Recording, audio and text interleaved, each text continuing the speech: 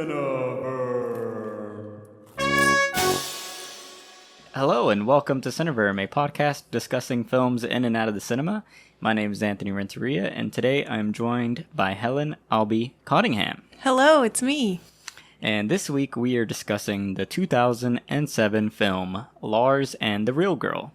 And here is a short synopsis. A delusional young man strikes up an unconventional relationship with a doll he finds on the internet. And as always, we will begin with a non-spoiler review, and then after our ratings, we will go into a full spoiler discussion. Okay, so this is one of the major movies that you selected for your watch list.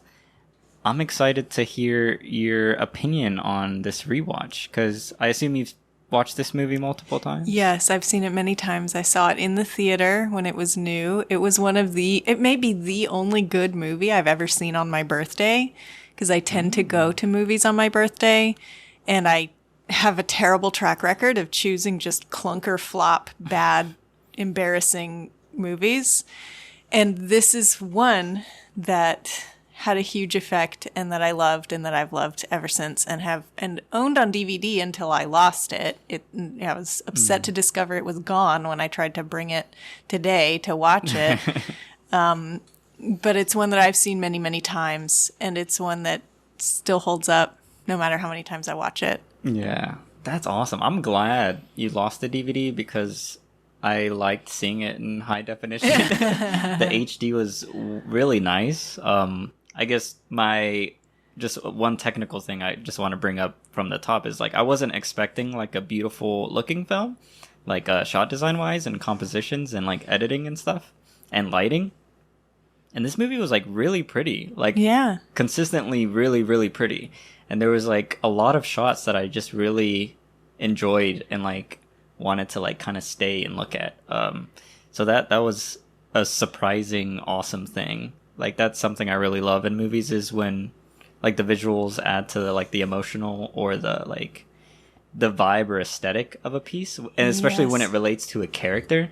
And I feel this film had a perfect kind of visual style that fit Lars' personality. Yeah, every choice really made sense. Yeah, it almost felt it's how he saw the world in an interesting way. Yeah. So yeah, I mean, I guess my immediate reaction of the movie is, I thought it was really lovely. It felt like a novel for some reason.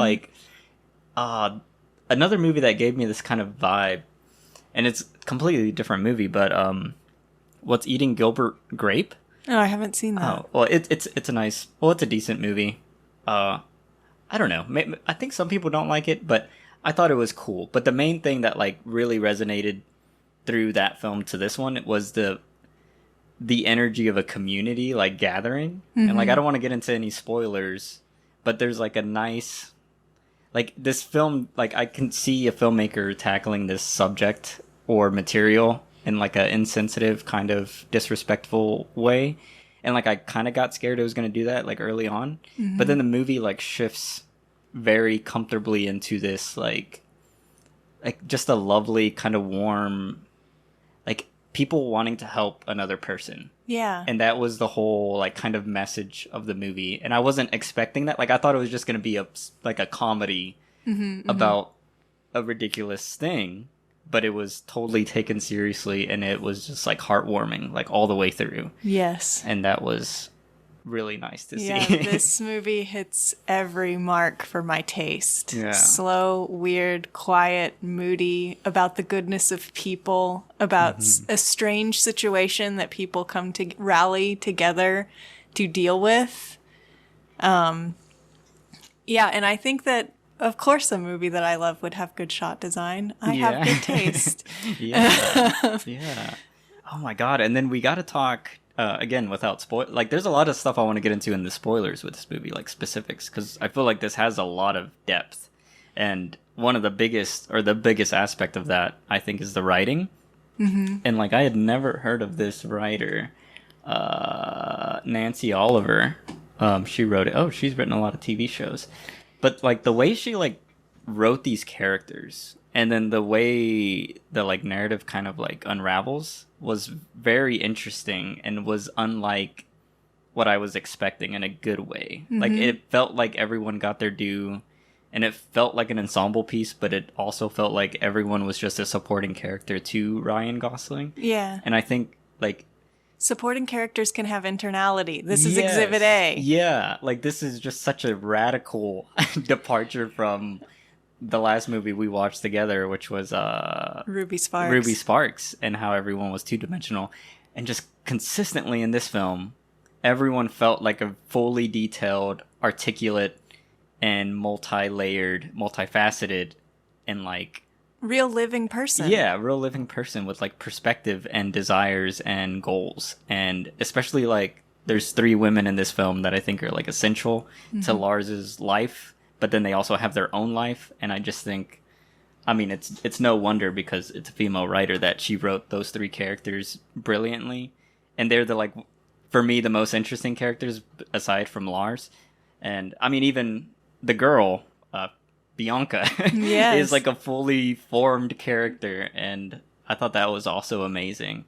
And it's like a testament to the writing craft in this film, because I feel like any other writer or any other filmmaker would take those 3 characters specifically and use them only as Exhibition, yeah. or like plot points, like Yeah. to move the narrative forward in a certain way. Because I think, like I said it in the previous review, but like especially in screenwriting and in films, I feel like it's a crutch for a lot of writers to have characters serve a purpose in a narrative to move something forward versus having their own identity.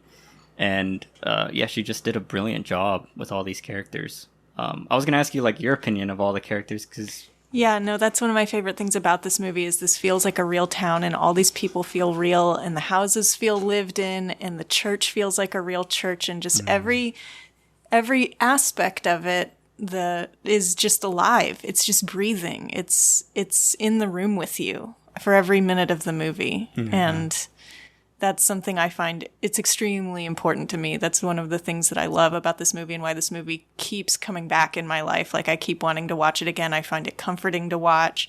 I mean, these people, they remind me of like my grandmother's quilting friends, like the old ladies from the church. And the house is like a house that I could go to and spend the night in, you know, a friend of, you know, like it just all feels so real and so alive. yeah.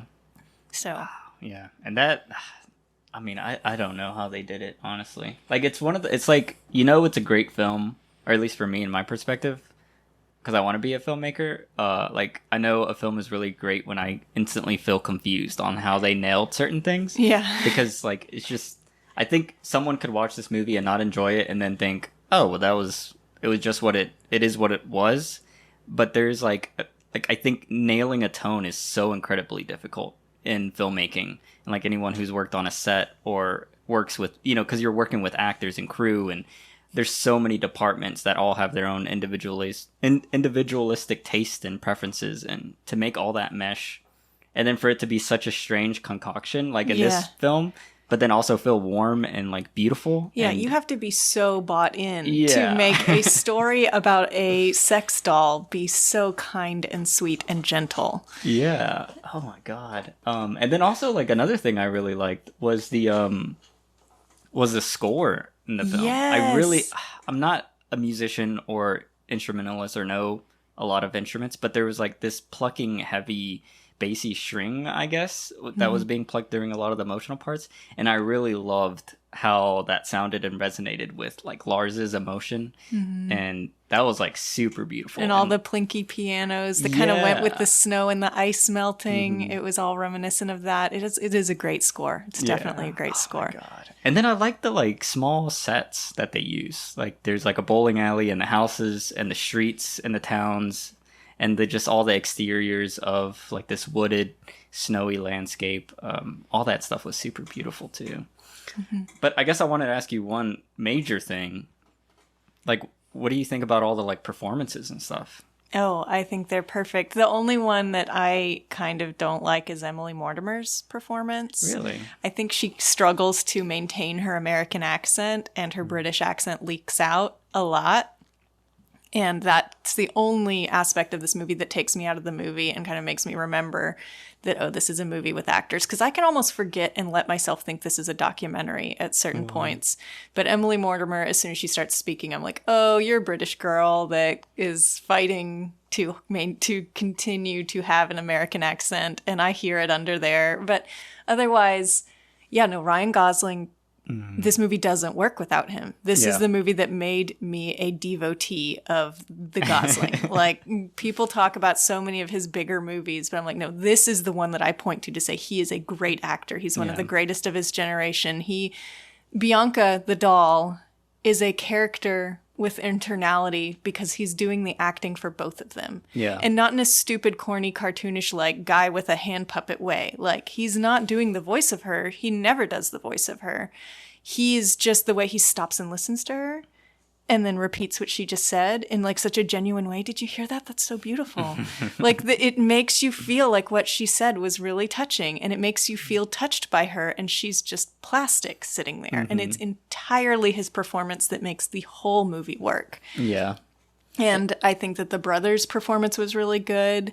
I think that he was really empathetic, but also kind of a bro, but not in a toxic way. Just in a, I can't believe this. I don't want to access my emotions. I don't want to deal with this kind of way that felt really real. Yeah. And of course, the doctor, I could talk for an hour about just the character of the doctor and the adorable girl in the office that is the actual real girl of the story. Yeah. That she's so... She could cross into Manic Pixie Dream Girl because she has kind of an unusual style and she is kind of quirky and she is kind of extroverted, but she is so grounded and also feels like such a real person that she never strays into that oversimplification. She's just a nice, interesting girl that has a crush on Lars. Yeah. And it's nice. It's cool. It's gentle. Yeah, I don't know. Yeah. So all the performances were great. I can't, yeah. And the old lady, who, oh, she was a hero. Yeah. And she did some speaking for Bianca that was really crucial as well. Bianca wouldn't have been as strong of a character without her old lady friend. Yeah. And as a girl, an introverted girl who has had some old lady friends in my life, I can relate. Yeah. Yeah. All those points are brilliant. Like, especially I relate with the office girl. I don't have her name pulled up, but her character was very exciting to watch, and it felt so authentic and yeah, like lived in, and then also like the perfect amount of like awkwardness and extroversion, but also shyness, and then also I don't know, like they all walk like such a fine line of performances because you can easily like teeter and be, go over the top and like be too awkward. Yeah, totally miss the like mark. And I think the way she performed it alongside like Ryan was just perfect because both of them are very strange, I can't talk. Very strange people, but it's like you have to make them kind of fit and match. And to like have two distinct performances somehow feel like they can connect and they are equal in some sort of way is like, I think that's really cool that they both nailed it with completely different variations of each other. And then, the psychiatrist is another hugely important character. That's another like female character in this that I think any other writer would kind of just use them as exposition dumps or to like move narrative beats forward. Like, now you gotta process this part, or now you gotta do this thing, or now you gotta do that thing. And it felt very real, and it felt very like connective in an emotional way. Yeah, I cared about her. I wanted to know what she was thinking and feeling. We got lots of pieces of her personal life throughout the movie. She wasn't just info dump doctor. She was a person. Yeah. And yes, good writing 101. Yes. Oh my God. Oh, and then one other thing about the writing is like one thing that I find fascinating and exciting is when you have like some sort of not a crutch, but like you have some sort of restriction or like rule within the narrative that makes you have to creatively problem solve things. I remember you talked about like Wall-E and adding that to the canon and like how the first like 20 minutes of that film is a silent film, and how that is just, I just imagine being a writer, writing that first 20 minutes would be the most exciting, thrilling part of the entire process. And I think this film, just the conceit of having a doll that can't speak, I think that is just like, it just gets me like bursting with like ideas and possibilities, because it's such a strange limitation. And yeah, the way she pulled it off in this, by using everyone else implanting themselves onto her, made you see both her as an individual character, the doll, and then also the people that were, you know, supplying her with feelings and emotions and actions. Yeah, and this movie could have been so gross so easily. Yeah. Like, they veer away from every single, like, nasty, kinky thing that they could have gone right for and made really... I mean, and there could have been more jokes like that, and I wouldn't have objected to it, but they didn't make it tacky. And that's a tightrope walk, because she is an anatomically correct, you know, sex doll. Yeah. Yeah. And then also like the mental illness stuff, because this was what, like 2007? Yeah. I feel like just the mental illness, what is the word? Not education, but like the visibility, whatever, the discussion about it was not as woke. yeah, like the growth and evolvement of what we know of mental illnesses now, and or other impairments, has moved so far, because people are actually interested in wanting to like discuss and figure these things out, that I feel like in 2007, even back then, this is like remarkably still holds up, where I feel like a lot of films from the early 2000s are just strangely inappropriate. Just because the literature wasn't there. But somehow this film avoids it, because I feel like the core and the crux of the narrative isn't about the mental illness. It's all metaphorically, you know, supporting this character's growth and process. And I think that is like a beautiful way to like almost not skip it, like in case you like do it wrong or do it something like an injustice, but it's a brilliant way of like acknowledging it and then using it to tell a human story. And then it can't really be gross at that point, because you have like a heart in the right place. Yeah. So, yeah. So I guess, did you have any other points you wanted to bring up before rating? No, I'm just itching to to get to the spoiler part. Okay. So what would you rate this movie out of 10? This movie's a 10 out of 10 for me. Nice. This is one of my 10 out of 10s. Awesome. Who would you recommend this movie to? It's difficult, because I would really recommend it to like people that are kind of, they like cute movies and rom-coms and family dramas, and people that tend to be squeamish about violence and you know, the aunts and the cousins of the world. But it's so hard to pitch it to them, because it's about a sex doll. And it's challenging in so many ways to get past, but that's the whole point of the movie, is everyone's challenged by it and they get past it. And so I would also, I guess, recommend it to like film nerds, people who appreciate, you know, moody, quiet movies. Yeah. But I mean, if you have any amount of sensitivity, or you like any kind of a warm, nice story, and you know, maybe you don't feel so good and you have a cold and you just want to get under a blanket and watch a movie, like watch this movie. You will not regret it. Yeah. And that could be anyone. I don't care if you're a Marvel movie fan. Like, everybody has a down day where maybe it's storming outside, maybe, you know, you're feeling kind of sad. Just curl up and watch this movie. It's snowing, it's cold. Lars wears a blanket wrapped around his neck the whole movie. Like, you'll relate, I promise. Yeah. Oh yeah, I agree with all of that. I guess, all right, what would I give it out of 10? Well, I can't give it a 10 because I've changed my rating system. I think this is a movie that would grow on me a lot, because I think it's like, it was a lot to take in at first, because like I like emotional movies, and this movie had a lot of emotions that I wasn't really expecting, because I was like literally going in like expecting a comedy, like Hot Rod level comedy about this doll and this guy dating a doll. And immediately with not that at all. With the intro credits, I was like, oh, this is like an art film. This is not what I thought it was going to be. Because even like the poster on Letterboxd seems very quirky, and my expectations were totally in a different place. But yeah, I don't know. I'm like between an 8 and a 9, and I don't know where to fall. Well, maybe you'll be sure by the end of the conversation. Yeah. So for right now, it's definitely like no lower than an 8. I want to rewatch it. Like I think I should rewatch it alone, like in the winter, and then Yeah. I would like super love it. It's definitely. I guess I would recommend it to anyone, like the same people that you or same things you mentioned, but also any like Ryan Gosling fans. Like I think this is literally. Like, he's just flexing. Top 3 performances Yeah. that I've ever seen him give in a very interesting way. Like he's very energetic in a way that I haven't seen him. Like I'm used to seeing him play quiet, emotionally not unavailable, but like emotionally repressed kind of men. And that's how he was in this. Yeah, but the way he delivers it in this is so distinct because he's like his character is like pushing against those emotions, where in most movies he's like restraining away from them.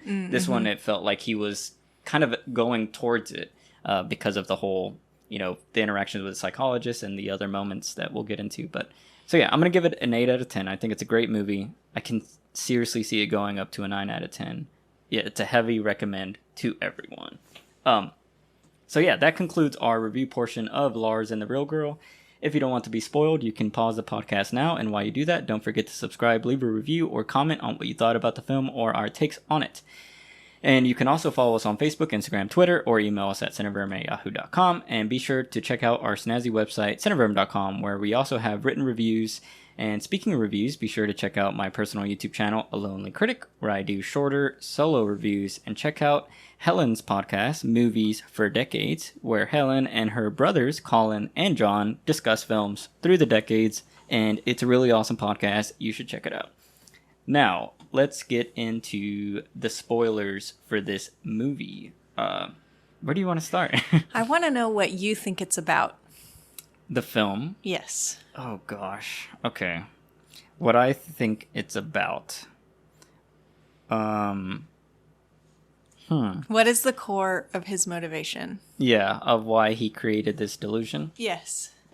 Well, immediately I want to say the obvious thing, which is the loss of, was it the parent, right? His mother. Yeah, the mother. And that was like during birth. Mm-hmm. Yeah. His mom died in childbirth. Yeah, so I feel like that was a key indicator because of his, 'cause what would she be? Like his sister-in-law? Right? Yeah. Yeah, his sister-in-law pregnancy and Yeah. him worrying that maybe she could die giving birth to the baby. Mm-hmm. And then also maybe it was like off of that, it's also like I know like a lot of kids who are like single kids or like only children who get a new sibling, a new brother, sister, or whatever. A lot of times they get like resentment or like negative emotions because a new kid entering the family, and they are they're fearful that they're going to be abandoned or not paid attention to. So I could also see like him kind of sensing that as well, like because his brother and his wife is going to have a baby, like maybe they wouldn't really think or care about him as much. So maybe there was something like that too. I didn't get that, but that's an interesting angle. But yeah, it's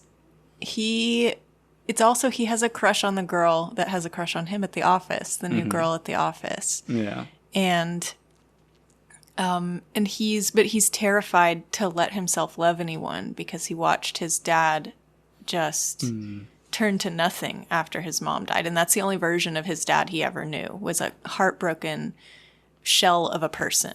And he seems as if he has never been in a relationship, and he's never let anyone in because he's so terrified of being that. And so he constructed a way of teaching himself how to have a practice relationship before he could have a real one. Yeah. And so it was a combination of both he's terrified of his sister-in-law having a baby and that loss and what that loss would do to him and his brother if something were to happen. And he's terrified of letting himself love this girl that he's met because the loss of her or a bad relationship with her might break him. And so he built and then killed a girlfriend for himself to Yeah. practice all of those emotions and teach himself all of those emotions to prepare himself for the real big life that he saw coming.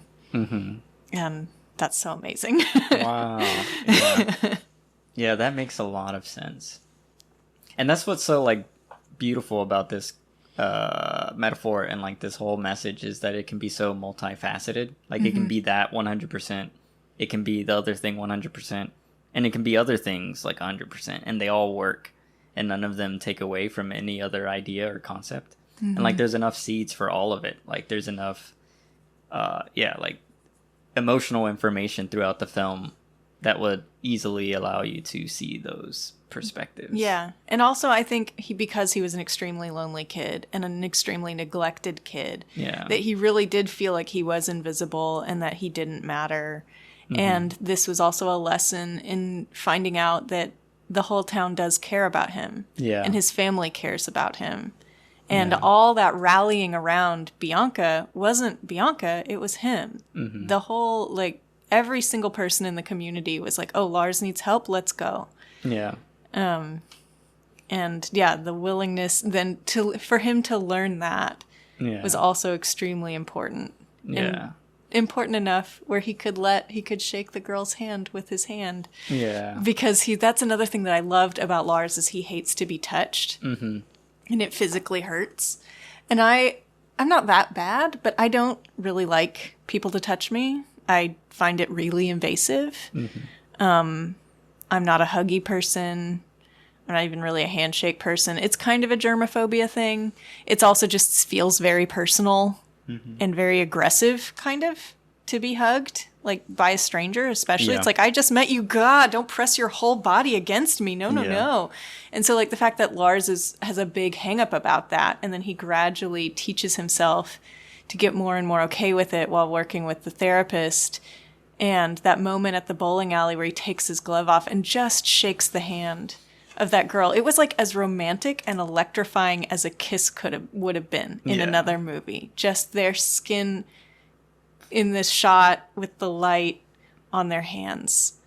And he didn't even really shake her hand. They just held hands for a second and then let go. And you've had enough information in the story of how big that is for him and how important that it's her, and the like relaxing on his face where it's like, it doesn't hurt. Mm-hmm. It doesn't hurt to touch her. It doesn't scare me to touch her. Yeah. And he's so relieved. Mm-hmm. And yeah, that is a beautiful moment. And yeah, like you were saying, like all the foreshadowing of, because we are given that information that he feels like a burning sensation when people touch him, and just to see his face not change when their hands touch is like so much like emotional output at once, just because of the good writing and just the structure of the whole narrative. But yeah, and then I loved, like, my favorite part of that scene was like how they did like a very soft handshake or like hand holding, but it was like the slow release, like they both kind of just let go and their hands kind of just naturally fall down. And that was very cute and pretty. Yeah, it was as sweet as a kiss would have been in another movie. Yeah. And that's hard to do, filmmaking wise. And with two hands in the cold. Yeah. Yeah. Yeah. Yeah. God, yeah, their relationship's so awesome. Like, I would watch a whole nother movie just with them being a couple. Yeah. And this was all just him trying to figure out how to be with her. Yeah. In a way that he could handle it. And yeah, because she's the real girl. Like Lars and the real girl, you think the real girl is the doll. It's not. That's why you think the title is that. Yeah. Huh. Wow.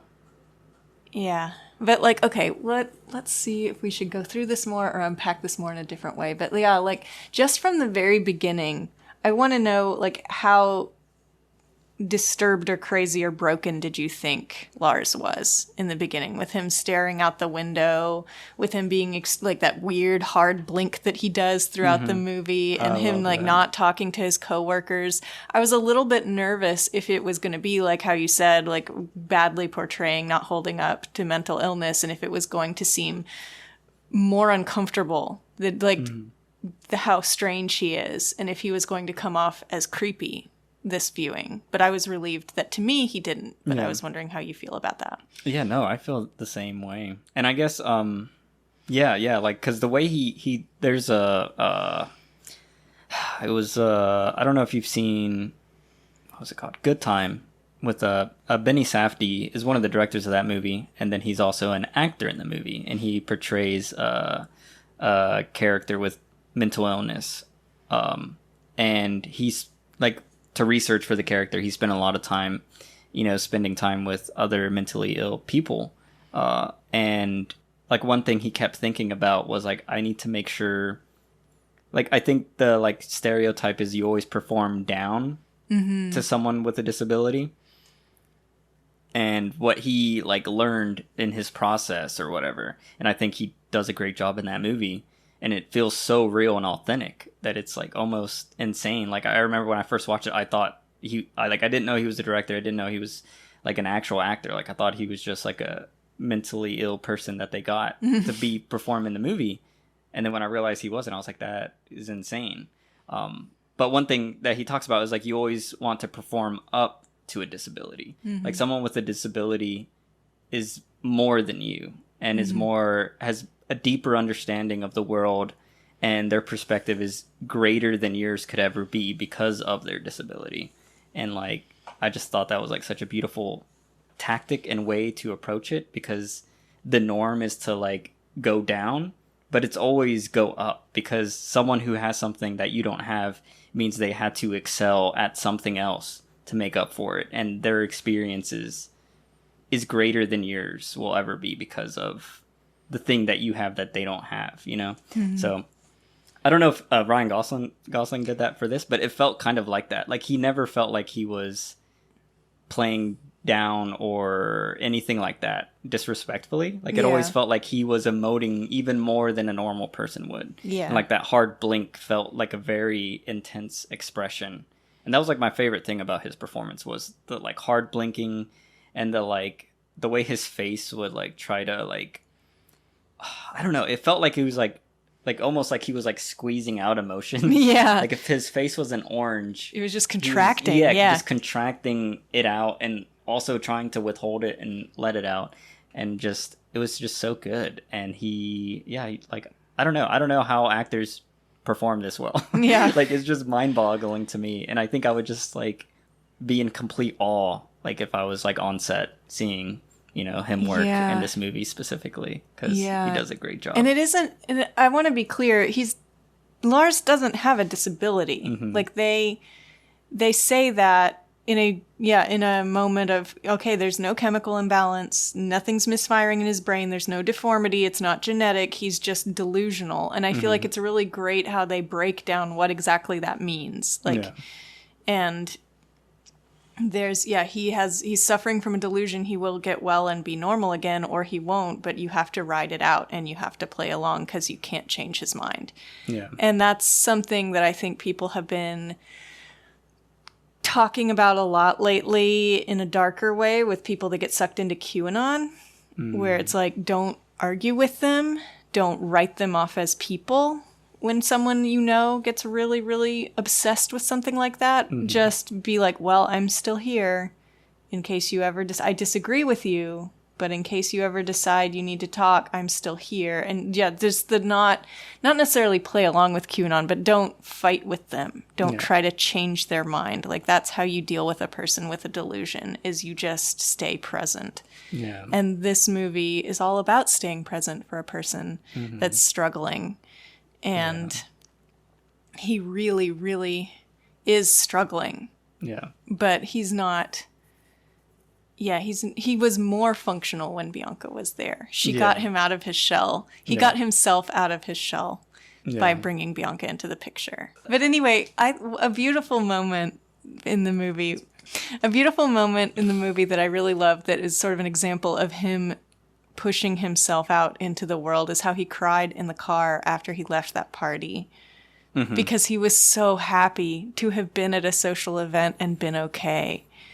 And just the knocking at the door, and he's really nervous, and you can see he wants to run away. And, like, he portrays an introvert so well, because that like moment of I am arriving at the party and this is the moment where I go in and nobody knows I'm here yet, and I could turn around and get back in my car and nobody would know. And you have that like moment where you could do it and it's all no turning back once you knock on the door. And then he like turns his head and he's like, yeah, I'm okay. Because like Bianca spoke to him, or Bianca gave him a pep talk real quick.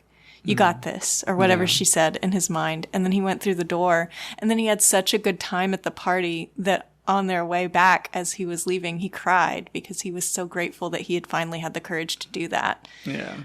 And yeah, I've felt that way, where I've gone to something that I was terrified of, and then afterward I was like, that was such a good experience. I'm so glad I had the courage to do that. Yeah. Oh my gosh, yeah. And do you feel like you have like you pep talk yourself into or out of things like that? Yes, yeah. I definitely talk myself out of things. I definitely do that. 100%. Yeah. Oh my gosh. But have you ever talked yourself into something? No, not like speaking out loud to myself. No, but no, yeah, like internal monologues. Yeah, absolutely, yes. That's awesome. Yeah, but yeah, I love how Bianca's like this like a metaphor for like almost his subconscious or his conscious that he's not wanting to say out loud. Yeah, it's sort of an angel on his shoulder kind of thing. Yeah. Yeah. Oh my god. And then the whole town accepting it immediately was so awesome. And like just seeing all the townspeople like want to like hang out with her and like do all these things. But at first everyone had to give her a real mean mug side eye, and every single side eye and scowl and glare was so hilarious to me. Like I laughed out loud at every single time. And even though I've seen this movie a dozen times, I was still just laughing and laughing and laughing at like just the lady with the deep frown and the daggers in her eyes and the leaning looking over the church pews, and just oh, it was so funny every time. Because like again, what the hell, you've got a sex doll in a wheelchair and you're walking into the mall, you're in the doctor's office, who is that? And like, so everybody had a really real human reaction of what on their face, and then everyone gradually came to accept her, and then we're taking pictures with her and bringing her flowers and offered her a job as a mannequin in the store. Like how perfect. Like yeah every little detail. There's so many little details in this movie that are so great. Yeah. Like the little toy speaker box with the cassette tape when she's reading to the kids. And I'm sure there's so many others. Like how he's eating her food for her at the table, which is so odd. Yeah, that was something I was a little confused about. Yeah. So he's eating her food as if she was eating. Yeah, I think so. There's just so many like weirdnesses that could be again played for laughs and were played completely straight faced. Yeah, it's almost like a British humor thing that you play it deadpan straight, like look right into their eyes and be like, yes, Bianca is not feeling well today, and you just have to believe it. Just the genuineness just spreads. Yeah. Oh, talking about the Britishness, I forgot to mention this in the review, but your issues with I forgot. Emily Mortimer? Yeah, like I thought she was amazing. Like even you telling me like while we're watching, like she can't handle the American accent. Like I thought it added so much to her character because it made her almost like feel like kind of weird and strange. Like I almost took it as a character trait. Like maybe she had some sort of like speech impediment or something. Well, or just some unique speech pattern. Like it was just inherent to whatever her upbringing or where she was from or something. Like I kind of just like, well, maybe she's from Britain, like, and she's really trying to like fit in with everyone else or something, and maybe that's why she likes Lars so much, because she seems like just from the beginning of the movie she is the active person like wanting him to get out of his shell, where everyone else has given up on him. And then even when the doll stuff happens, like it feels like she was the one that went around and told people like, hey, this is going on and we have to help. So I loved her performance and her character.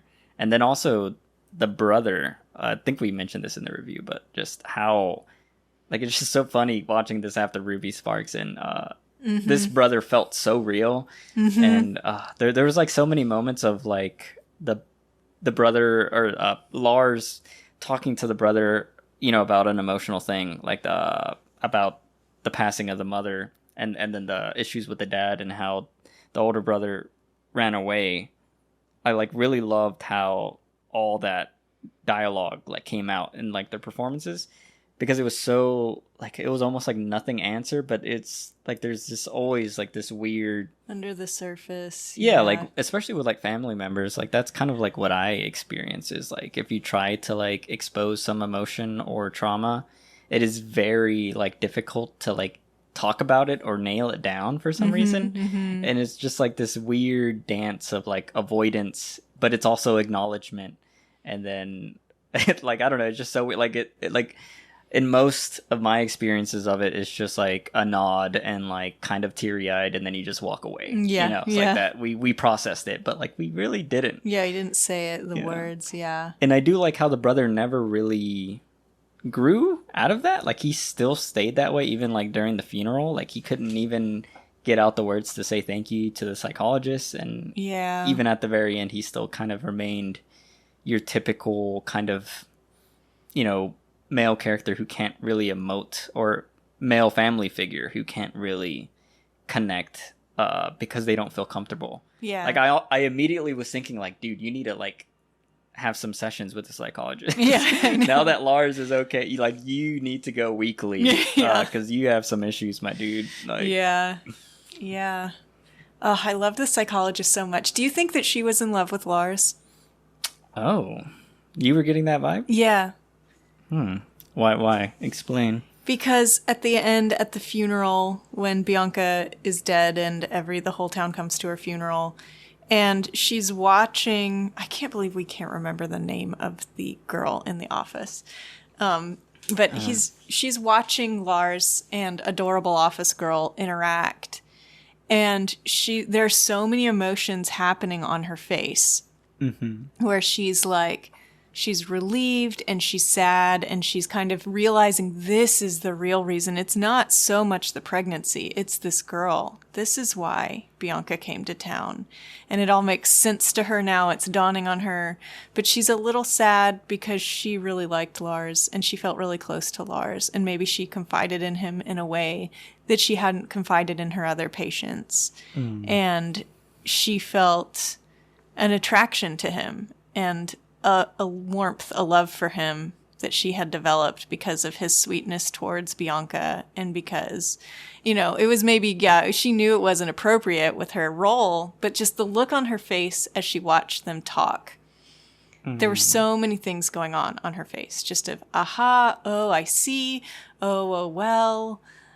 So I just wonder if it's just me that thinks that she was a little bit in love with Lars. That's interesting. See, I like immediately gathered that it was more of like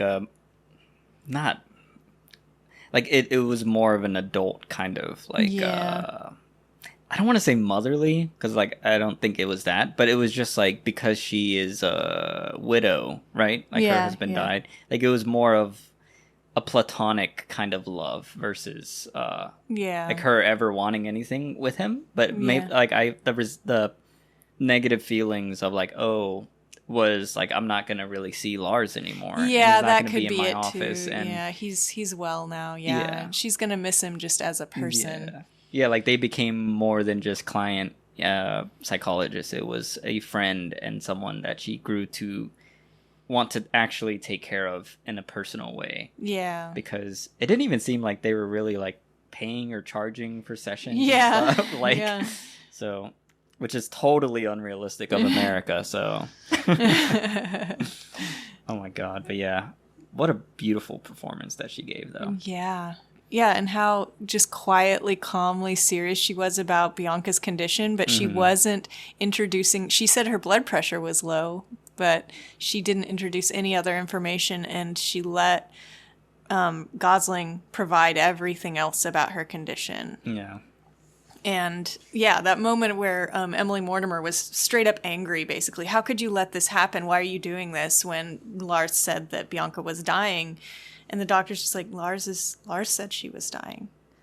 Lars is driving all of this and has since the beginning. Like, and again, that could sound really exhibition-y, and instead it was just emotionally hard-hitting. And like, this is kind of an amazing movie because it can potentially make you cry over the death of a sex doll. Yeah, it was traumatic. It was sad. I was thinking like, well, he's not gonna kill her, right? Like, why? Yeah, like, she can still have a life outside. Yeah. She can be the town's like spokesperson. She can become the mayor. Yeah.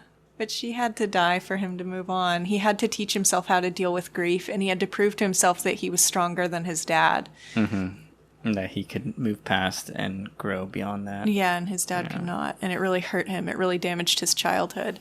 So how do you feel about, because, you know, you're a writer too, how do you feel about like backstories and like flashbacks and stuff? Like, do you find it weird that we didn't get to see those interactions with the father? No, I think it was really good that there was no flashbacks. Yeah.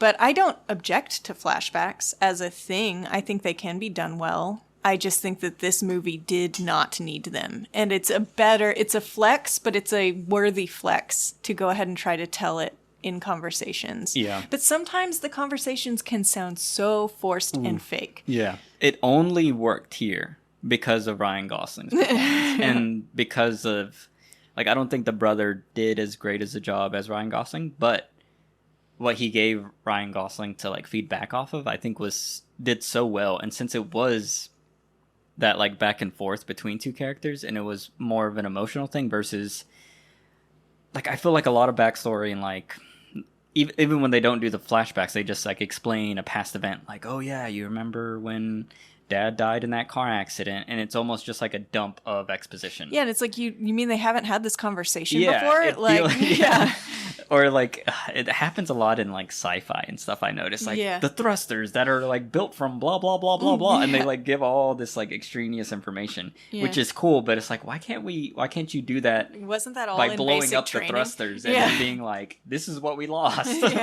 And then we know what it is and we know why it's important. But I think when you're doing it in a normal narrative that's not, you know, genre, like, you have to anchor it in a character or with emotion for it to stick and land. And I think it really worked here. Like, I was actively thinking, like, when they started that scene, I was like, oh, I hope we don't see flashbacks, because this is more than enough. Like, I can visualize what they're saying by their emotive performances, that I was imagining something better than I think they could have shown. Just based on what Lars was given. And I love how he almost acts like kind of like a kid, like in that scene too, like the way he's like hanging on the like pillars on the top there, like it almost feels like a kid at like a playground. And he's just so like kind of loose, like it's totally opposite of what he's emotionally feeling. And it feels like he's kind of digging back emotionally. It's coming out physically of the time he was living with his dad, which I imagine he was younger just by how he was moving. And then having the brother be the exact opposite and like really tense, not knowing how to fold a single towel. Just really awkwardly folding towels. And what a basic mundane task to be having an awkward conversation about. Like, that's how it would actually go. Yeah, that's how it happens. It's always the worst, like, I'm washing dishes, dude. Let's not talk about the death of our parents. Yeah. Oh, and that moment where when Bianca first appeared and the husband and wife, the brother and Mortimer, are having a hard conversation about what do we do. And the brother kind of tears up and he's like, I did this. It's my fault. My brother went crazy because I went off to college. And then when we moved back, he just moved into the garage like the family dog. And like, that could have been one of those moments where it's like, you think that this couple hasn't had this conversation about his brother and how he lives before, but maybe they haven't, because the brother is so emotionally repressed. And because this is a full-blown crisis now where the brother is acting legit, you know, unusual to say the least. Something has happened to change and force everyone to deal with things that maybe they actually never have talked about. And so, in that moment, I was evaluating myself. Like, does this seem exposition-y? Am I annoyed that surely this couple has had this conversation before, or does this feel real? And the conclusion I came to was it felt real. And it felt really real. And like how you're saying, like, they established that so early. Like, I at first thought the the sister-in-law was like an actual sister, and that the brother was a brother-in-law. Yeah, because their relationship was so intense that Yeah. just in my mind it kind of flip-flopped. I was Yeah. like, she's the one that really loves him, and this guy doesn't. Yeah. And he feels like he's just a weight that he's dragging around or whatever. Mm. And then it was the opposite, and yeah, like all those scenes made so much sense. And the way, like I had said earlier, like the way he doesn't really grow, I think is very important to have. Like I hate some stories where like everyone gets fixed. Yeah. Like I don't really like that because I don't think that's realistic. Like all I need is for one person to go through their catharsis and to grow. I don't want. And it was annoying in Ruby Sparks because literally no one grew. And in this one, it was perfect because only certain people grew. Mm-hmm. Only the people that needed to grow grew. Yeah. Mm-hmm. Oh my God, so awesome. Yeah, and again, this is weirdly super similar to Ruby Sparks, and I wanted to talk about them back to back like this because he literally fabricated a perfect girl in Lars and the Real Girl to help himself grow as a person. Yeah. Yeah. But it was done well. Mm-hmm. And both of these movies are written by women, Mm-hmm. but there's so much more strong female voices in this movie. Mm-hmm. And everybody feels alive, like we've said. Yeah. Yeah.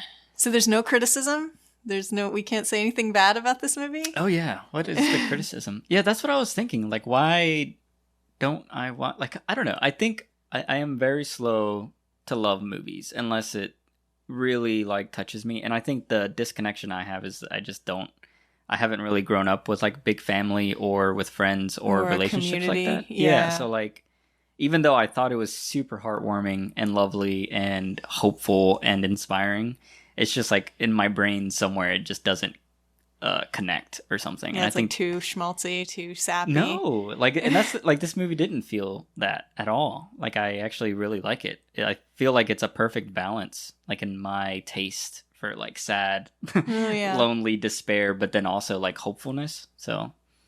I don't know. I don't see any problems with it. Like I don't see what you would change.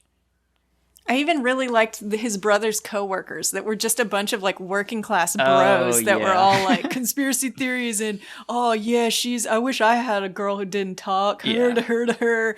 And but then even Bianca even grows on them. Even they are at the funeral at the end. Yep. And that oh my God. And like that scene is how you strike a tone because it didn't feel like the film or the filmmakers were saying like, this is how, like the joke of like this, I wish all like his girlfriend or whatever didn't, or he wishes he had a girl that didn't talk. It felt like that character saying that. And that was defining that group of males. Yeah. And it felt like a criticism just because where the camera was placed, how it was played. You know, the musical, the sound design, the performances, and then the placement in the narrative. Whereas in Ruby Sparks, there was no difference in how those scenes were handled to where it just felt like the movie was just saying the same message throughout. Mm-hmm. And I thought that was really lovely in this film. Because, like, it does that a lot. Like, you know, during the party scene, when you see people looking at him strangely, the camera's in, like, these very weird, specific positions that give you this, like, subconscious feeling of... like I briefly got into Hitchcock and like that POV kind of idea of like anchoring into a character's like perspective by having something that doesn't look like it's set up on a tripod. Like all the shots where someone was looking at him or where he was looking at Bianca and it was like implying a perspective was you always saw like the corner of a door or like the corner of the hallway or like a person standing almost like blocking. So it feels like you're peering through stuff. So it's not a perfect clean shot of a centered wide shot or close up or medium or something like that. And I think that is like something that the director and cinematographer like really nailed down. And maybe it wasn't even on purpose. It just happened to be like that, but it really worked. Yeah, it flowed very well. Yeah, and you feel that Ryan Gosling just standing and looking at her adoringly. Yeah. Like, and he has like the most emotional eyes. Like I love that man's eyes. Like the way he uses them. Like it reminds me of like De Niro. Like I think there was like an interview where he's like, all I do is in my eyes and like yeah, I can see that. But I think Gosling does it better than De Niro in all honesty. Like I think he just and his face, like like, I know a lot of people find him attractive, but there's like something strange about his face that I find. Like, it feels kind of weird or something, like the way his eyes, because they feel really small. Yeah, they are really small. Yeah. So it makes no sense how someone with like such small kind of eyes can emote so much just through them. Yeah. I don't know. He's so good. He's so good. Yeah. My favorite performance by him is First Man. I don't know if you saw that. I haven't seen that. But that is just a scathing, in my opinion, like a very scathing, like, I don't want to say like, it's not really, well, I don't know. It's like, I feel like it's very definitive of like a male experience of like, because in that movie, his character is also dealing with some trauma, and the way he deals with it is completely wrong. But then he also accomplishes this like renowned task by going to the moon. And then like, I don't know any of the accuracies. I know a lot of people got angry about the accuracies in that film, but the way Gosling performs this dude who cannot deal with his emotions, and the way he performs that character, and then the way it resonates with this guy, like the only way he can deal with his emotions is by doing something impossible that has like a high chance of killing him and ruining his family and ruining all his relationships, because he has to be this, you know, figure of importance, and like none of it matters. It's just all about like an emotional not catharsis, because he, like, I don't really feel like he grows at the end of that movie, but it's just like the weird derangement that happens in men when they can't, like, instead of figuring something out, they have to do something else. Yeah. And there's like this intense focus that destroys relationships and stuff. So I forgot why I brought that up. Gosling can convey that. Yeah, all through his eyes. Like that in that movie, he has, like, I don't even think he has like an anger freak out moment or cries or anything. Like, it's just the same face and just blinking softly. Oh my goodness. But in this movie, the panic attack he had was so real. Yeah, we got to talk about the that. Pacing and the opening the window and the taking off the layers, and she asks him to sit down, and at first he doesn't, and he keeps pacing. And I have been that exact person, just starting to freak out and starting to pace, and people trying to be like, calm down, and I can't. Like, wow, that was an accurate looking panic attack. Yeah. Like, I wonder if he's had a panic attack. That was so accurate. For sure. Oh my God. Yeah.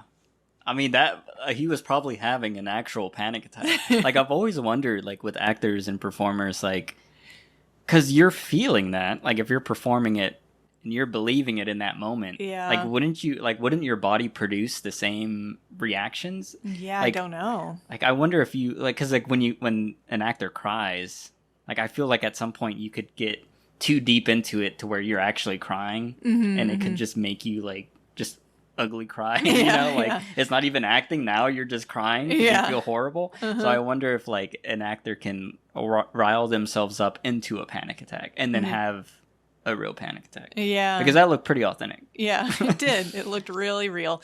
And I loved it. I loved it. And I love how they shot it too, where it was almost just like the camera is just kind of following like left and right. And I love how they didn't do a lot of cuts or close-ups or like, I feel like a weaker director would have, you know, punched in for, you know, his hand shaking and like, oh, I can't do it. Or like a close-up of him, his hands ripping his shirt. Like, unbuttoning his shirt, Yeah, like restraint is very difficult when it comes to filmmaking. Like, especially on a set, like all the sets I've worked in, there's always this weird like fear where it's like, do we have it? Like, we have the wide shot, but do we have, like, we should get two mediums. We should get like two reverse shots. Oh, we should get a close-up. Well, what if we need a shot of the hand just in case we need to cut to it? And it's like all this like you want extra just for the edit. And I feel like a really confident filmmaker, like, all we need is the wide shot. Like, we don't have to make the actor go through this 50 times. We don't need to reset up the lights and all this stuff. Like, let's just do it once. This is how it's going to be, and it's going to work, and then it works in this film. But I was going to ask you, like, the psychiatrist, like, tells him to, like, put his head in between his knees and stuff. Well, that's like when you're lightheaded. You need to do it so that to get the blood back into your head so you don't faint. Oh, okay. Yeah, that's what I was wondering. I was like, what would that do to your body? Like, I was thinking about that. I mean, maybe she was just worried he was going to faint. But then also just say anything to get the person to sit down and breathe. Yeah. Like, distract them in any kind of way to where they will sit still and slow their heart rate back down. Yeah. That's interesting. Yeah, yeah. Oh, I know all about that. But yeah, the lighting. I was watching the lighting because I guess because I've seen this movie so many times, I was able to watch for details that I maybe wouldn't have noticed if this was the first or second time I was seeing it, which is why I'm a big proponent of rewatching movies.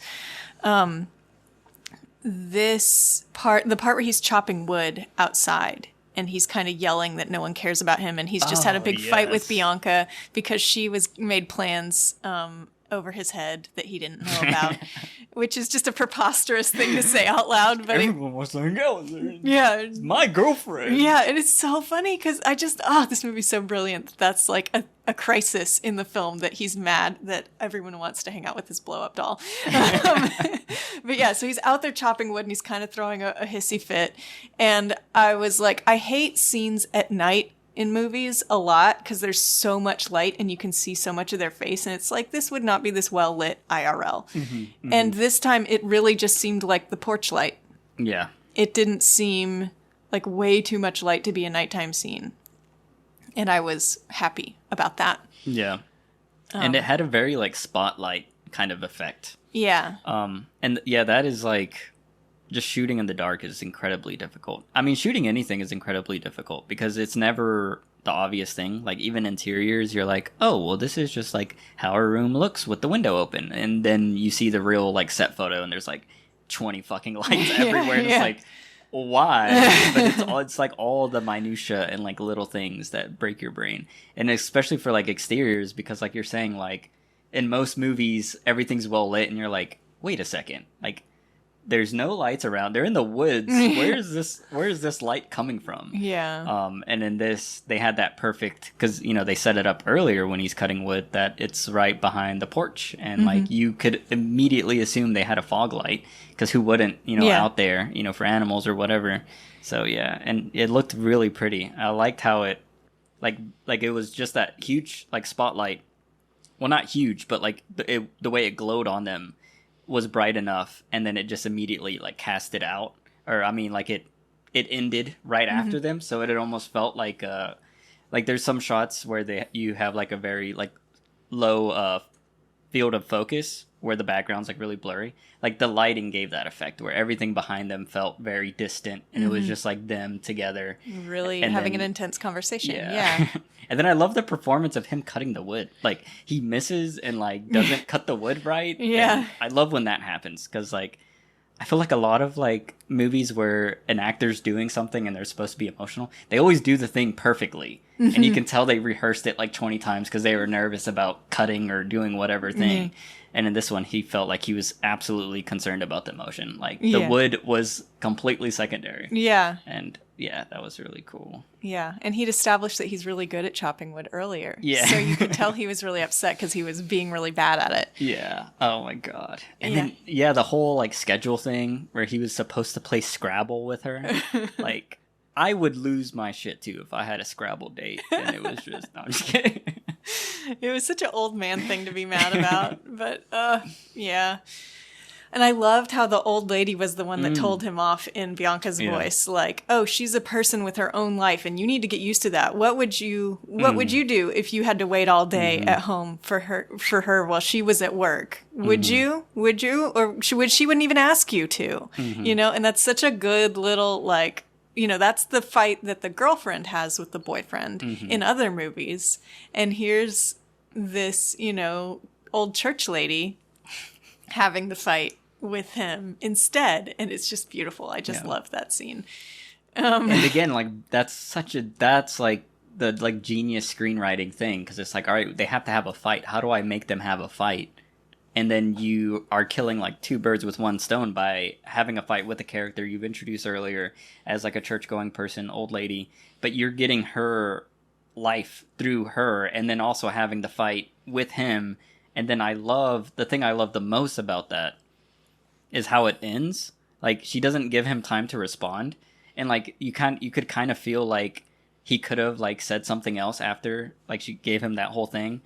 And then, because I forgot what the ending thing was. She leans into the car, says to Bianca, "He reminds me of my husband." Yeah, and then she leaves. And then, like, that, again, that is reinforcing the fight with Lars, but then it's also reinforcing her actual life and character traits. Yeah. By showing, like, subconsciously what's happening in your mind is this is something she's experienced and she's so exhausted by it. And, like, she's not even going to give him the light of day to hang around and argue some more or talk about it or whatever. Like, I got things to do. Yeah, she gets in the car and drives off. Yeah.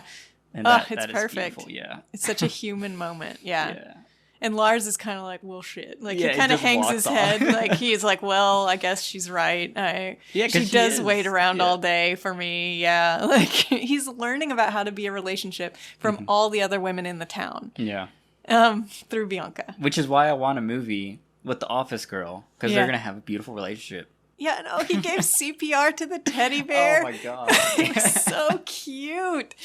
Like how, yeah, and that whole back and forth with the office girl and the douchey boy that had the action figures and how they were stealing each other's teddy bear and action figures and like just annoying office politics that could have again been played really broad and played for laughs and instead felt just kind of like people digging at each other.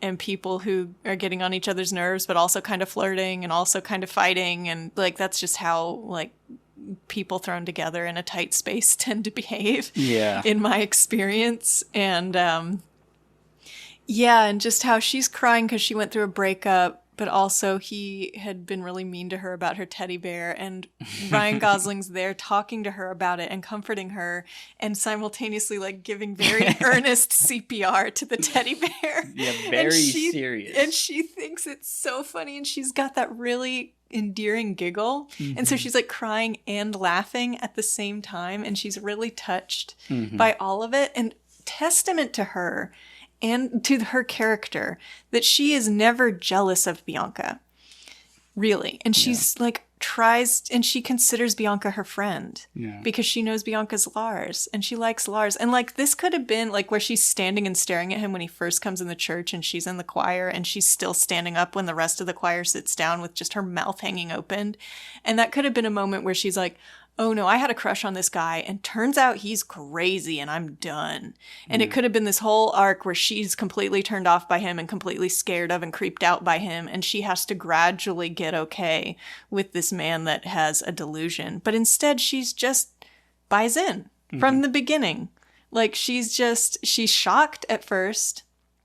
But she decides to play along just like everyone else decides to play along because she knows that Lars is a good person and not a threatening person and not a crazy person, just like everyone else in the town knows that about him because there's something about him and his presence in this community that makes everyone trust him. And you just get that over and over and over from how all the characters react to him. And I love that.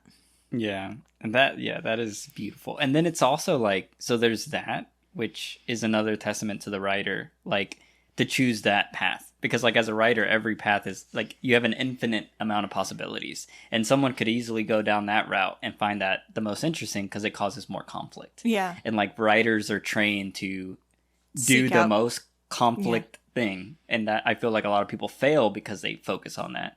And like what I was thinking could have been another tricky horrible route would be having her be jealous and then be like an antagonist throughout the whole film. Like actively like Bianca is this or like spreading rumors or gossip about Bianca or like being like that kind of character. Catty, yeah. Yeah, but I love how again the writer didn't choose to do that. I feel like a dude would have done that for some reason. Like, dudes like to pit women against each other. Yeah, like there's always that idea that they are combative or some sort and all the girls in the town, they rally around her. They give her a haircut. They sit and talk about how they would do their hair if they had Bianca's hair texture. Yeah. Like, again, so real. So authentic. And they take it so serious. Like, they're like, we can only cut her hair once. And they're like, oh, yeah. We got to do this. It's not going to grow back. It's got to look good. Yeah. That's a lot of stress. I would be freaking out. Like, what if Lars was like, she's ugly? Yeah. But he had already said that whatever makes her happy makes me happy. And they'd all gone at him. Like, that's a sign that, like, all the girls in this town kind of have a crush on him. Oh, man. Like, must be nice. When you're Ryan Gosling. Yeah. Yeah, but he is so sweet, so genuinely sweet. And the resuscitating the teddy bear is just a Yes. little Oh, example yes, of that that. scene. I was gonna say about that scene. Thank you for bringing it back up. I love how that is like such a deep, multi-layered thing too, because you know how you were saying that he, in your perspective, maybe he developed Bianca as a test run to be with Office Girl, and like it's interesting because they cement very early on that the Office Girl has this doll, this bear that she really loves, and anyone else could see that is weird and freaky. Like she's a grown woman, why would she have a small teddy bear? And then having that moment between them with someone who has a real life-size doll that they're in love with that they've shared around town and stuff, and then this Office Girl who is in a more minimal way just has a little teddy bear who she's crying over because it was hung. But again, both, you know, like almost like fictions of their imaginations, or like externalizations of their feelings or emotions or whatever they're dealing with. And to have both those characters like help in one thing, and then have the character who has a life-size doll give the CPR, and then have that be intensely serious with how he's performing it, and then how you said like her instantly like still being emotional about it because she doesn't know if it's going to come back to life, but then also thinking this is the most beautiful, nicest thing that any person will ever do in my life. Like, this is the kindest thing anyone has ever done for me. Like she will never forget that moment. Yeah. And just having them share that, it's just like, it's so genius. Like it's perfect. Like I don't understand how you come up with that, but it was glorious. Yeah. And so this movie, I don't know. Like you said, you think the writer has mostly done TV shows. I don't know who the director is. But this is one of those movies that I think gets missed and neglected and ignored and not talked about because it's not in any like prestigious filmography except for Ryan Gosling's. Mm-hmm. It's a very minimal movie. And these are the kind of movies that slip through the cracks that I really, really love, that I wish would get more attention and don't, because they're not affiliated with some big name, or this is the one thing the director did that was a real big deal of any kind, or something like that. And it's like, oh, I never got to that because it wasn't on any lists. Yeah. Well, just because it didn't wind up on any list doesn't mean it's not a great movie. Yeah. And this is also Exhibit A of that, I would argue. Yeah. I think people lack, I don't know. I feel like some people are just so cold. Like I feel like the brother character in this movie, in my limited opinion of the world, I feel like most people are that kind of person, like very closed off. I don't want to talk about emotional stuff. You know, I don't want to get into it because then I'm going to get riled up, and I don't want to be riled up. I just need to be happy or whatever, you know, like that kind of mindset that I think maybe even those kind of people would watch this movie and be like, ugh, this is dumb. Ugh. Like a doll, girlfriend, this, ugh, would never happen. It would have come off very sappy. Yeah. Yeah, like they just that cynical perspective immediately cancels it out. But yeah, this director has directed a lot of movies I like. Oh, like, okay, good. Mr. Woodcock, I don't remember that one specifically. Fright Night, the remake, I remember that was okay. I, Tonya, I remember really liking. And then I don't think you liked Cruella. No, I didn't. But I loved Cruella. Like, I really loved that movie. Like the costume in that design. No, the costume design, of course, but I didn't like the movie. Blew my freaking mind. That did not save the movie for me. It made the movie so worthwhile. Oh, okay. Like I've never seen the Dalmatians movie, so there's no attachment. So to me, I was like, this is beautiful. Like this is I guess that's the only way you could like that movie is if you don't have any attachment to 101 Dalmatians. But I have a huge attachment to 101 Dalmatians. I have read the book and seen the movie many, many, many, many times, and that movie was an affront to my childhood. Oh no! But yeah, this guy is a really great director. Yeah, he's a really interesting. And I like the choices he's been picking. Like I thought I, Tonya was an interesting. A lot of women's central stories. Very cool. Very cool. But he's working on, what is this, Chippendales? That's not going to be... Oh, no, watch that be nuanced and weirdly good. Yeah. Okay. Because it's him. It could be like a Magic Mike or something. Yeah. Yeah. Wow. That's interesting. Really great. So, yeah. Yeah, I think you have me up to like a 9 out of 10 on this movie, to be honest. Like just talking about, like all the small writing things. I think it's the teddy bear CPR scene that pushes it over the edge. Sometimes there is just a great scene that pushes the whole movie over. That's why I say it's so hard for me to rate things, because I'm like, there's that 10 out of 10 scene that makes me want to push the whole thing up. Yeah. And I think it was, and that's one of the few scenes in the movie where I think it's not Ryan Gosling that made that scene perfect. It was that office girl. Yeah. And the way she was crying, sad and happy and laughing. And then the way she was like laughing as she was leaving, I could see some people finding that very cringy, but it felt so authentic to her character. Like, she can't process the fact that she's finally going to get to hang out with Lars. Yeah. And he said yes. She asked him to hang out, and he said yes. And she's just so delighted. She can't contain it. She can't contain it. It's so sweet. Yeah. It's so heartwarming. Yeah. But yeah, I love that kind of thing. But yeah, you were saying about people that are cynical, that don't like this. I wanted to tell a story of when I first saw this movie on my birthday.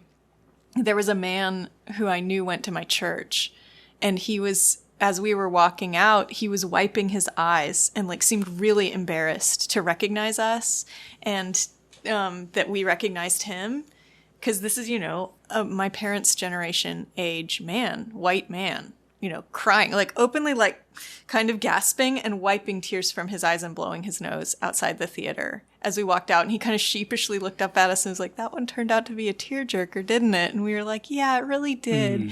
And it was just like so sweet that this, like, he wasn't a traditionally masculine man, like, but he was, an adult person that went to this movie by himself. A, interesting, and B, like, he's openly crying at it, and it's like about a blow-up doll, and he's like, and he sees us see him cry, and all he can say is just, that turned out to be a real tearjerker. I wasn't expecting that. And we just had this little moment of, yeah, it did.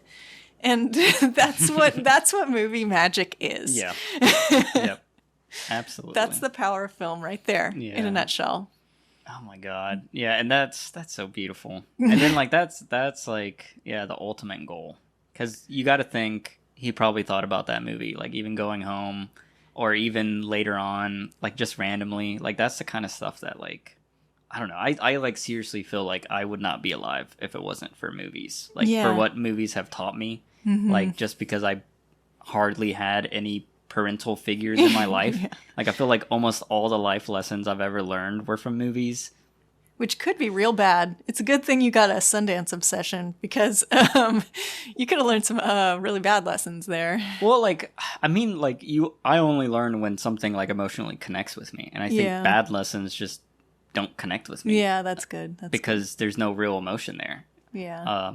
But, like, for this film, like, I could see someone, like, really gathering some sort of introspection. And then I really do believe in, like, I don't know what it would be called, but I have like a theory that when you watch an emotional movie about, like, let's say a tragic loss, that, subconsciously you are receiving this information, and you're aware consciously that it's not real because it's a movie, but subconsciously I feel like if you're crying, you're processing the same emotions that you would have if you tragically lost someone.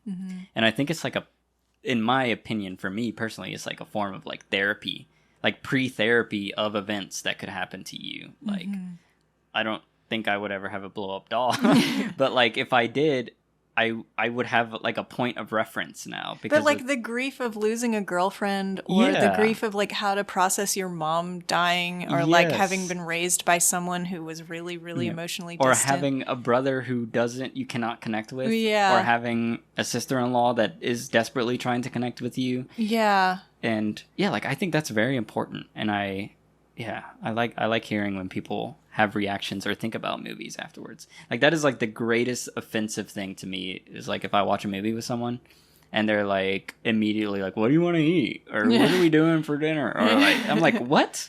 Like we just had a fucking experience. Yeah, exactly. Oh my God. But yeah, so that's awesome. That's really cool. Yeah. So this movie was always going to be one of my favorites, because I saw it on my birthday and I saw an adult man crying afterwards. So it was like, Hall of Fame forever. So did you cry the first time you watched it? I don't remember if I cried. I don't think I did. I maybe teared up a little bit, but I don't think I cried. I don't think this movie's ever made me cry. Yeah. It's mostly just warmed me up. It's mostly made me feel... It's one of those faith in humanity movies for me. Yeah. I think it would have needed that to push me into a 10. It should have made me cry. Well, yeah. Watch it in like December. Yeah. When it's raining outside alone. Yeah. You might cry. Can't text or call anyone that I care about. It's just sappy and alone. Yeah. I'll do that. Yeah. Yeah, and then let me know. Yeah. So, is there any other major points you want to talk about? Or I'm trying to think if there are any other scenes that I really wanted to call attention to. Feel pretty good about it. Oh, all the interactions with the doll were so cool and funny. Like, just there's that early scene where she's sitting on the bed and then she just flops over. Yeah. And then like the showering and the prepping, like you kind of talked about her getting a job and like the haircut and all that kind of stuff. And then yeah, also the party scene was fantastic, the way it was shot and designed.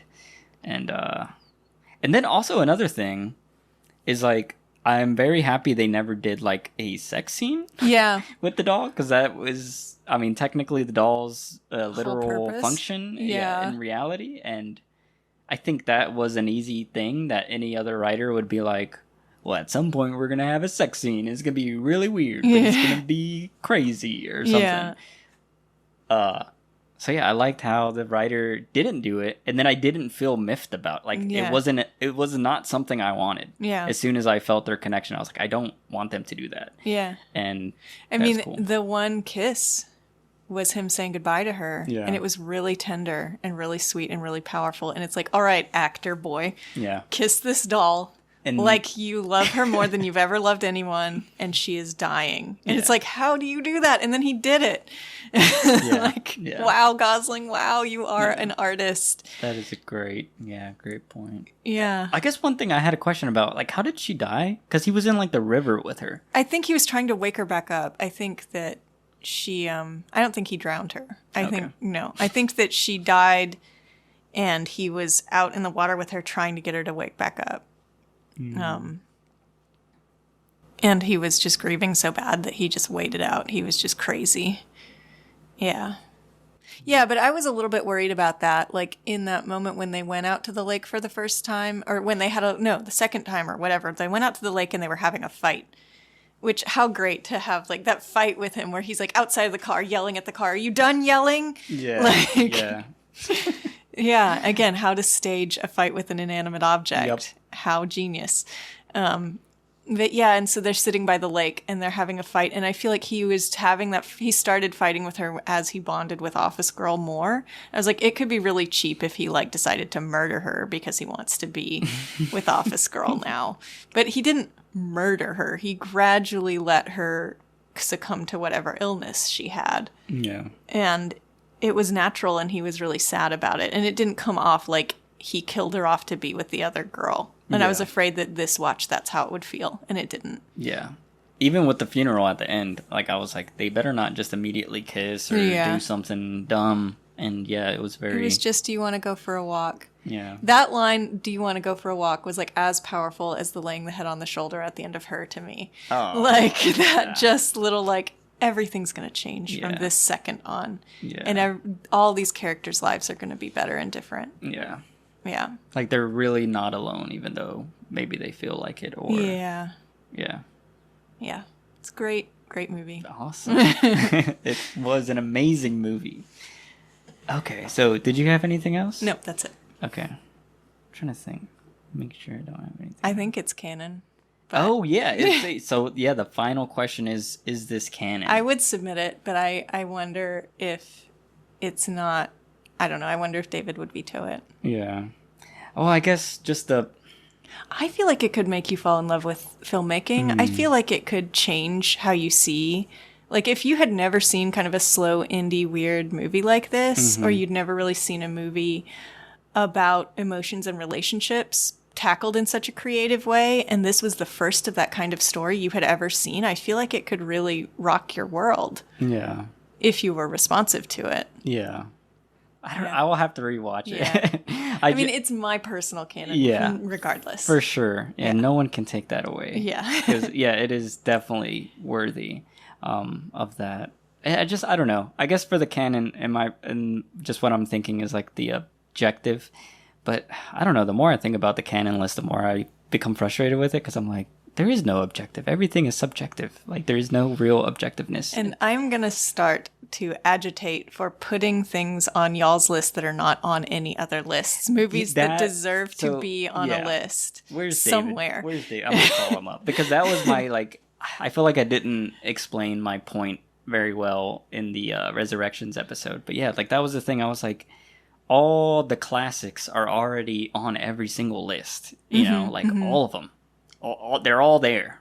Like, so, like, why don't we have a more modern take of a more focused kind of list? Like, these are, because I don't feel like there's a list out there that has the modern stuff that holds up. Like, you can watch this and it is absolutely undeniably enjoyable. Like, I do think there is silent films like that, and there's older films like that, and foreign films like that, but then also, like, maybe this film could be that, you know? Like, it's not like, it didn't have the impact, but, like, that's why we could have it on a canon list to highlight it, you know? Like, someone could discover it. Like, it could be a discovery process. Like, that's the thing I love about, like, the Oscars is, like, I don't love a lot of their choices, if ever, but the way it highlights movies and gives them, like, another platform to, like, reach out to common audiences. Or there's so many movies I never would have seen if they hadn't been nominated for an Oscar that I made an effort for entirely because of the Oscars. Yes. Yeah.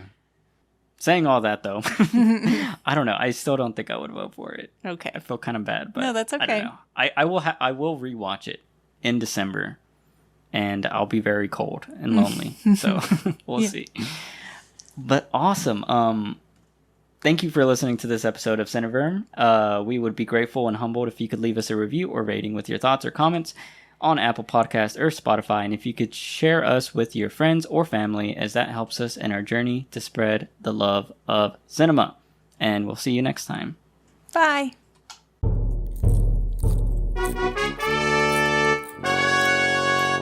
Cineverm.